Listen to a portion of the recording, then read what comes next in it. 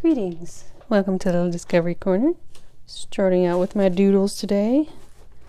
I don't have a more fancy sketch today, but this drawing kind of fits in with a movie song that popped up into my head. So I think they were supposed to go together, and it was The Bottom of the Sea from, I think that's what it's called, from Bedknobs and Broomsticks, starring Angela Lansbury, and I can't remember the actor's name. But they're singing about bobbing along at the bottom of the beautiful briny sea.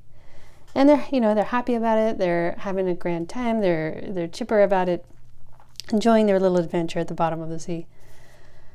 And the reason I tie that in with this is because today, when I drew this, closed my eyes, picked a marker without looking, with my eyes closed, and I got green, which is a symbol for the heart chakra, the heart space. And the first thing that came out was this cliff looking line, and then this bumpy little bit at the bottom, and then the wavy line, waved, jaggedy line going back up. And then I got kind of this ladder, it's like very cyclone-y, contentious energy. It seemed to pour back out this way, or one is pouring back out to the other, as if the ladder up to the top of this cliff was a rising energy, as comes out in one of those Moonology cards frequently.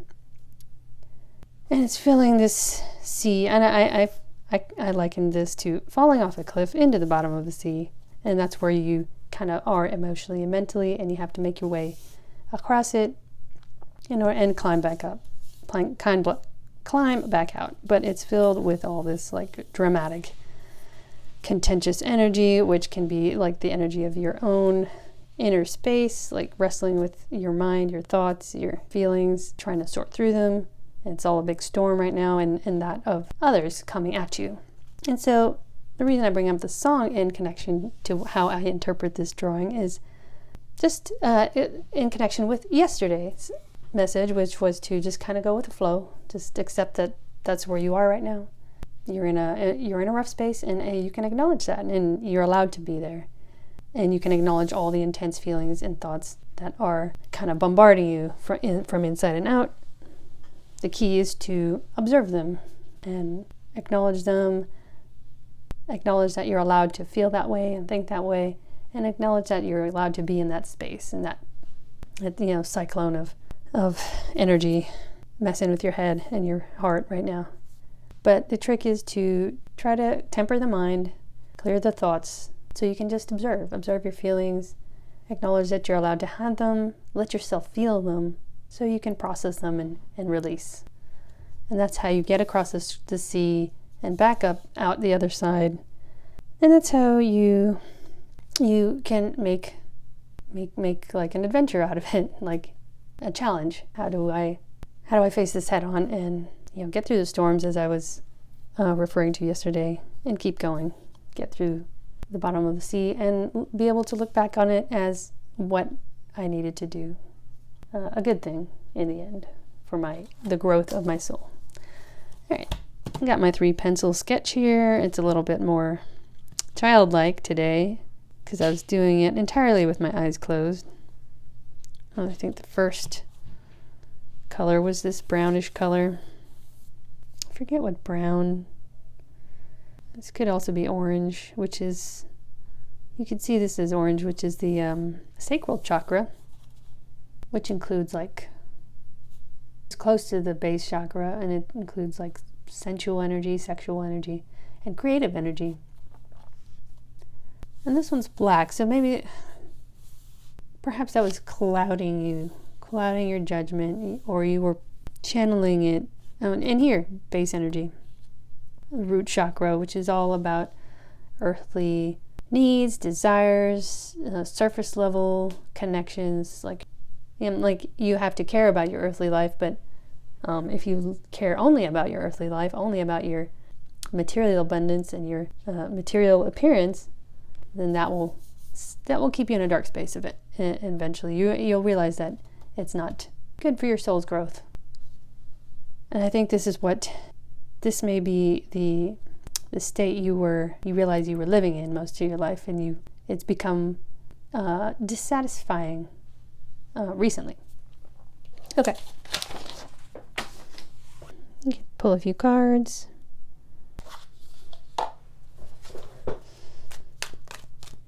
Tell me about the collective.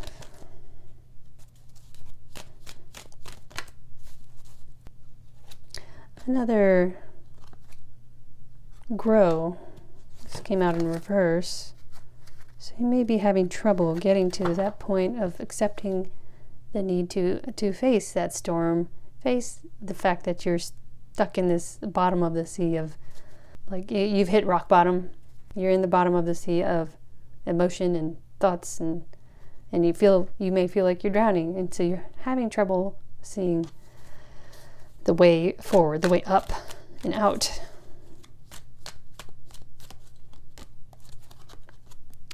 Adapt. Okay, that fits right in, which is accepting where you are at this moment so you can make a decision from there. Work your way through. And the B card includes help. So accept help for getting through a tough time if you need it, including possibly even help from a professional counselor of some sort, or in, trusted friends and family who you can feel confident confiding in. And only by adapting and working your way through it will you get to a happy ending and transform. The dragonfly is a symbol of transformation, just like butterflies and snakes shedding their skin.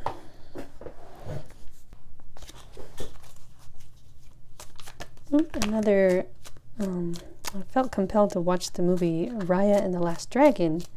And one thing that kind of stuck out in my head was how they talked about water as life. Water is life. Okay. All right, so this coming out next to this one talks to me about balancing out. Because these two lizards are opposing colors, two-tone together. And I think this is an air symbol, which is rising. And so these two together tells me of, working to balance out your dark and your light sides, feminine, masculine energies, in order to adapt. Working to do that so you can adapt and grow. Ascend.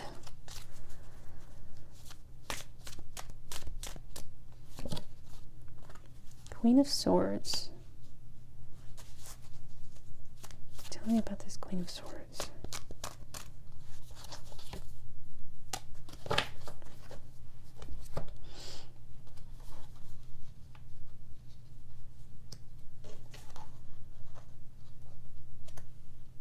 This may be a feminine energy you want to take a leap towards, who's holding up their sword to you. Or it could be just you coming into your strength in order to defend yourself mentally and emotionally, defending your sense of values and ethics, keeping yourself from being manipulated. And that's what this journey is supposed to be about. Getting through your darkness, the dark, tough time you might find yourself in, to find that strength to hold boundaries. Which is where inner joy comes from, self-love, self-care, and which creates a new, better foundation for your sense of self.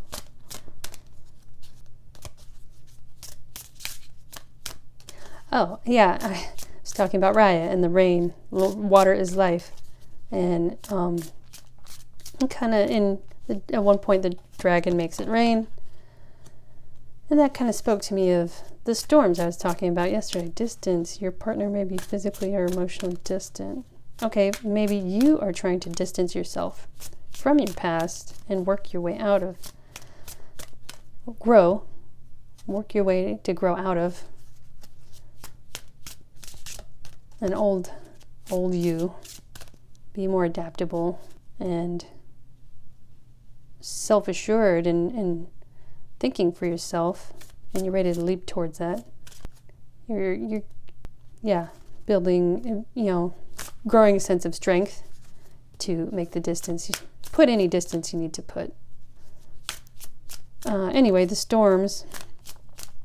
I brought up storms yesterday, and the movie, I was watching the movie and the dragon making it rain, so it ties right in with what I'm talking about today, which is accepting the storms, embracing where you are in life as a challenge to work on inner healing. Yes. Ties right in. And that's the new journey that you're on right now. Caution, find out more information. Don't overwork yourself. Okay, strength and holding up a defensive sword against outside influences, maybe negative influences, takes discernment and judgment, being secure with your sense of self. And that includes putting distance. So, you're working to grow and adapt and find a sense of personal joy. But take your time, don't overwork yourself. No, it's not the right time. Oh, what is this? There's another B though. Date night. Okay, it's not the right time to jump into a new relationship. I think that's what you still need to focus on, working through your emotional stuff and getting through the storms, getting across the bottom of the sea and up the other side before you can think about pursuing new connections with others. All right, what do we have going forward?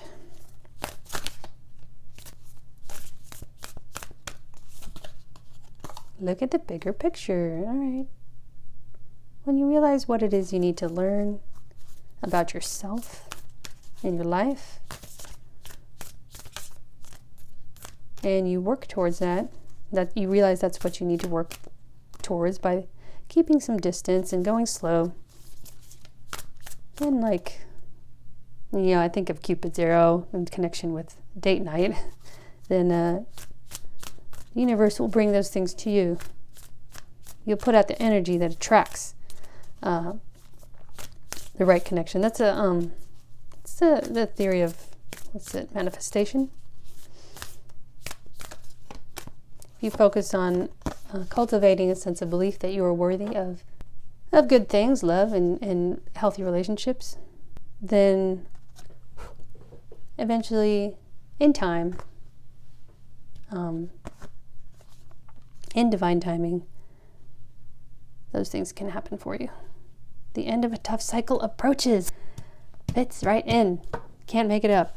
And we have a mergoat who, in connection with what I've been talking about this whole time, is make your way through the sea. The sea creature eventually is able to walk back up on land. Goats are very limber and adaptable.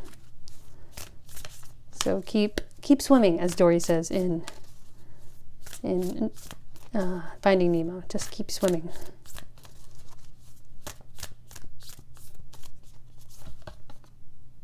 Your commitment is being tested. That comes out a lot. Don't give up. Keep going. The light is there, as I keep mentioning with the idea of the light in the cave and the light at the end of the tunnel. Be patient with yourself. I think that's what this caution card is talking about. First quarter moon. So, yeah. In this card, I see it's like there's a map. One an A and a B destination, a little trail. And this could also mean that you're feeling distant from where you want to be. But you have to, through work and adaptation and commitment to grow, face your challenges first. your inner challenges, in order for Cupid's arrow to work for you. Okay, I think that'll be good for today. I will see you next time.